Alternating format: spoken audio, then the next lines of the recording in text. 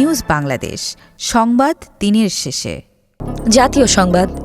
শিক্ষক নিয়োগে অনিয়ম পাবলিক বিশ্ববিদ্যালয়গুলোকে দীর্ঘমেয়াদে পঙ্গু করে ফেলছে বলে মন্তব্য করেছেন শিক্ষা উপদেষ্টা ড ওয়াহিদউদ্দিন মাহমুদ।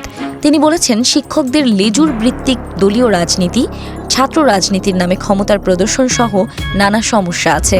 সবচেয়ে গুরুতর সমস্যা হয়েছে গত ১.৫ দশকে।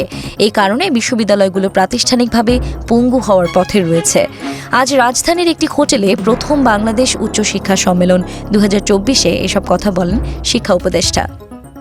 শর্ত লঙ্ঘন করে অন্য পক্ষকে জাতীয় পরিচয়পত্রের এনআইডি তথ্য দেয়ায় বাংলাদেশ কম্পিউটার কাউন্সিল বিসিসির সঙ্গে চুক্তি বাতিল করেছে নির্বাচন কমিশন। সেই সঙ্গে আগামী ১৫ দিনের মধ্যে বকেয়া পরিশোধের অনুরোধ জানিয়েছেন সংস্থাটি।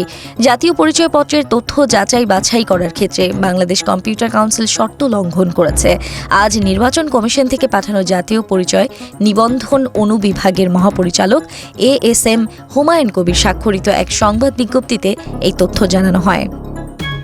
দেশের ৩ বিভাগে বৃষ্টি হতে পারে বলে জানিয়েছে আবহাওয়া অফিস। এছাড়া পশ্চিম মধ্য বঙ্গোপসাগর এলাকায় অবস্থান করা নিম্নচাপটি দুর্বল হয়ে পড়ায় দেশের সমুদ্র বন্দরগুলোকে সংকেত নামিয়ে ফেলতে বলা হয়েছে। আবহাওয়া অফিস জানিয়েছে, আজ খুলনা, বরিশাল ও চট্টগ্রাম বিভাগের কিছু কিছু জায়গায় হালকা থেকে মাঝারি ধরনের বৃষ্টি হতে পারে। এর পরের ২৪ ঘন্টায় দেশের কোথাও বৃষ্টির পূর্বাভাস নেই। তবে আগামীকাল সন্ধ্যার পর থেকে দেশের বিভিন্ন স্থানে বৃষ্টি হতে পারে।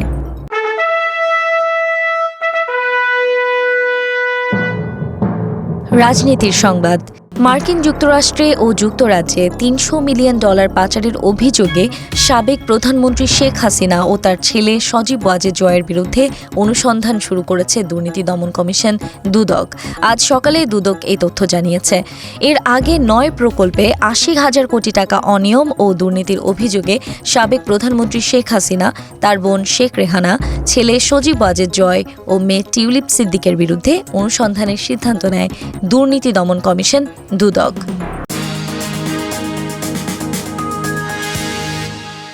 আন্তর্জাতিক সংবাদ। অবরুদ্ধ গাজা উপত্যকায় হামাস ও ইসরায়েলের মধ্যে যুদ্ধবিরতি এবং জিম্মি মুক্তি চুক্তির আলোচনা প্রায় ৯০% সম্পন্ন হয়েছে বলে জানিয়েছেন আলোচনায় অংশ নেওয়া এক ফিলিস্তিনি কর্মকর্তা। আজ এ প্রতিবেদনে এই তথ্য জানিয়েছে ব্রিটিশ সংবাদ মাধ্যম BBC। ফিলিস্তিনি কর্মকর্তা দোহায় অনুষ্ঠিত আলোচনার বিবরণ বিবিসির সঙ্গে শেয়ার করে জানিয়েছেন, যুদ্ধবিরতির প্রস্তাবে গাজা ইসরায়েলের সীমান্তে দৈর্ঘ্য বরাবর কয়েক কিলোমিটার প্রশস্ত একটি বাফার জোন তৈরির সম্ভাবনার কথা বলা হয়েছে। তথ্য প্রযুক্তির সংবাদ। স্মার্ট ওয়াচ এখন বেশ জনপ্রিয় একটি ডিভাইস। ছোট বড়, নারী পুরুষ সবার পছন্দের তালিকায় আছে এটি।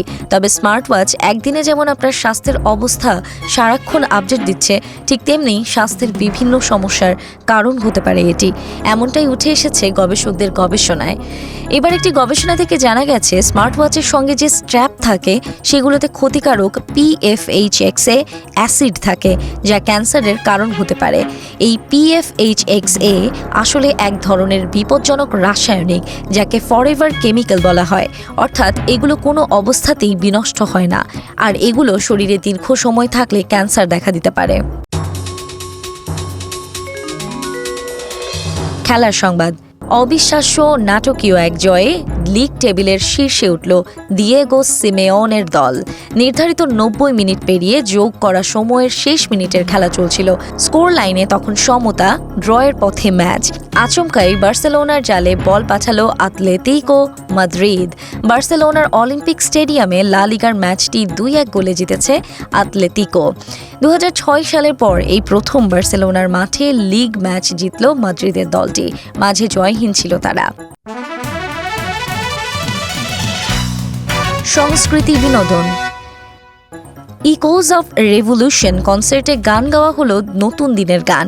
আর সেই আয়োজনে গান ও সুরের মূর্ছনায় মুগ্ধতা ছড়িয়েছেন কনসার্টের মধ্যমণি সুর সম্রাট রাহাত ফাতে আলী খান। তিনি মাতিয়ে রাখেন ঢাকার আর্মি স্টেডিয়ামে আগত হাজারো সঙ্গীতপ্রেমীদের। দীর্ঘ অপেক্ষা শেষেই রাত ৯:৫৫ মঞ্চে ওঠেন উপমহাদেশের কিংবদন্তি সঙ্গীতশিল্পী রাহাত ফাতে আলী খান। সঙ্গে সঙ্গে দর্শকদের বাঁধ ভাঙা উল্লাসে মুখর হয়ে ওঠে ঢাকার আর্মি স্টেডিয়াম। শিল্পী মঞ্চে উঠে পেয়ে দর্শকদের অভিবাদন জানিয়ে বললেন, আসসালামু আলাইকুম বাংলাদেশ, আমি তোমায় ভালোবাসি। এরপর শুরু করেন গান। প্রথমে গাইলেন তু না জানে আসপাস হ্যায় খোদা, এরপর একে একে গেয়ে শোনান সচনা তেরে বিনা, ওরে প্রিয়া, জরুরি থা, মেরে রশকে কামার এর মতো জনপ্রিয় 12টি গান। দর্শক, এই ছিল আজকের নিউজ বাংলাদেশ সংবাদ দিনের শেষে আয়োজন। দেশ বিদেশের সর্বশেষ সংবাদ জানতে চোখ রাখুন www.newsbangladesh.com-এ। লাইক শেয়ার দিয়ে সঙ্গে থাকুন নিউজ বাংলাদেশের ফেসবুক পেজ ও ইউটিউব চ্যানেলে। ভালো থাকুন, সুস্থ থাকুন, আল্লাহ হাফেজ।